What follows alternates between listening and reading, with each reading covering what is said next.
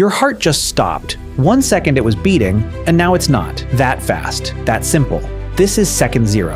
And what happens over the next 60 seconds is something science is only now beginning to understand. Because it turns out, the moment you die might be the most alive your brain has ever been. Let's start at the beginning. The very first thing that happens when your heart stops is nothing.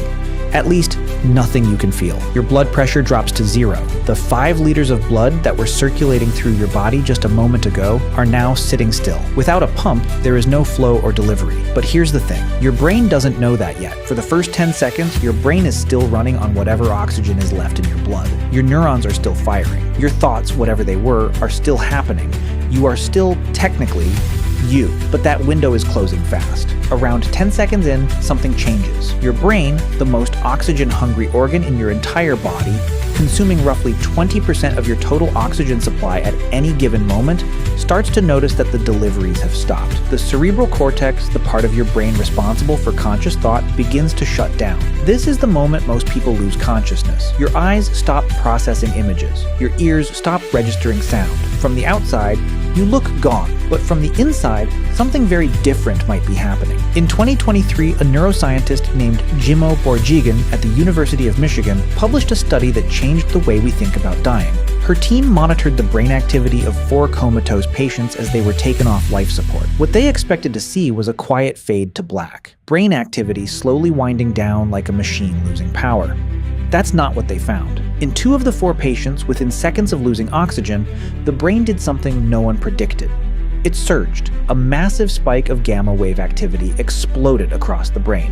Gamma waves, the same type of brain waves associated with consciousness, heightened awareness, memory retrieval, and even dreaming. And it wasn't random noise. The activity was organized, structured, concentrated in a region called the temporoparieto-occipital junction, a part of the brain that previous research has linked to out-of-body experiences and visual processing. Borjigan's response to her own findings was blunt. She said the surge was, quote, crazy high.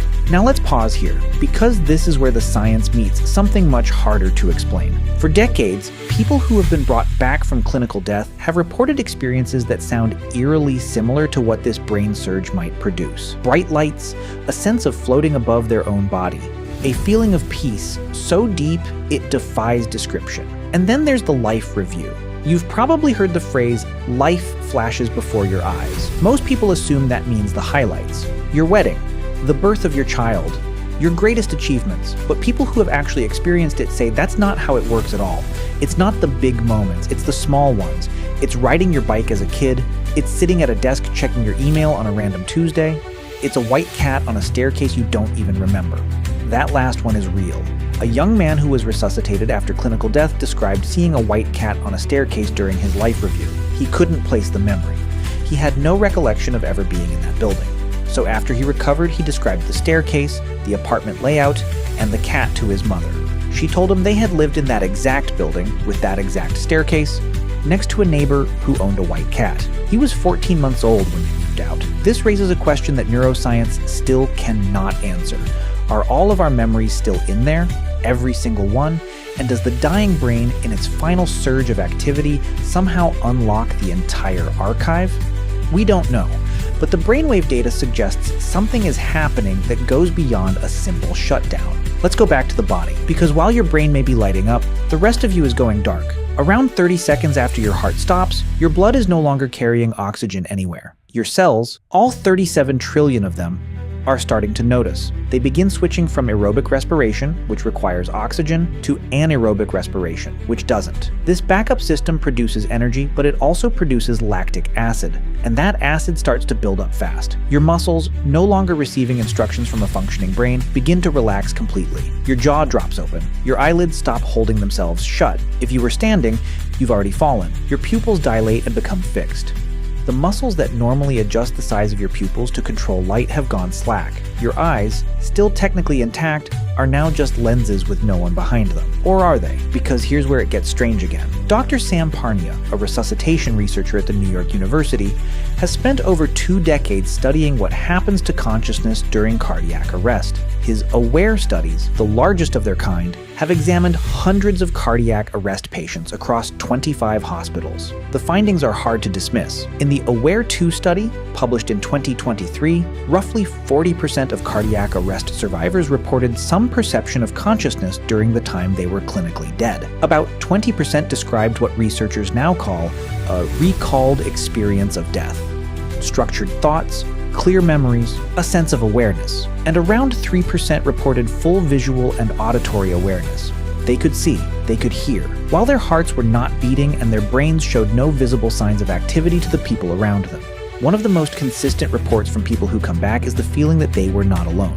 They describe seeing a deceased relative, a grandparent, a parent, someone who seems to be there specifically to meet them. Some say this person told them it wasn't their time yet. Others say they were guided somewhere. Whether this is the brain creating a final comforting hallucination or something else entirely is a question that science has not been able to settle. But what the data does tell us is this: the experience of dying for many people is not painful. It is not dark. It is not empty. It is, by most accounts, peaceful. Now, let's get back to the body once again. At around 60 seconds, the damage to your cells is becoming serious, but not yet permanent. This is an important distinction, because this is the window where resuscitation is still possible. If someone starts CPR right now, if a defibrillator delivers a shock, there is still a chance to reverse what has happened. Brain cells can survive without oxygen for roughly 4 to 6 minutes before permanent damage sets in.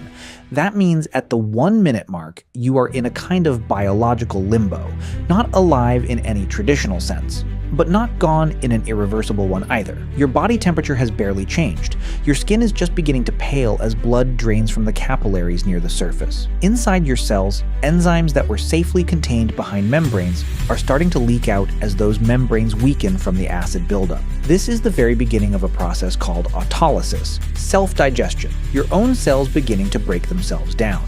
But it's barely started.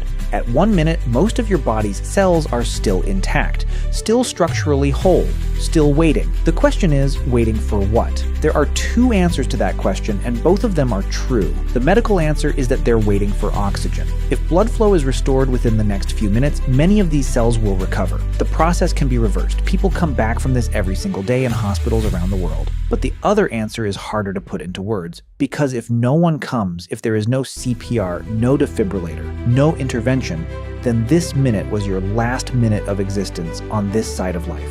And based on everything we now know, based on the brainwave data, the survivor accounts, the decades of research, it appears that your brain did not use that minute to shut down quietly. It used it to turn on. Every second you have is a second someone else already lost. The people who come back from the other side don't come back wanting more money or more status. They come back wanting more time with the people they love. More presence in the moments that don't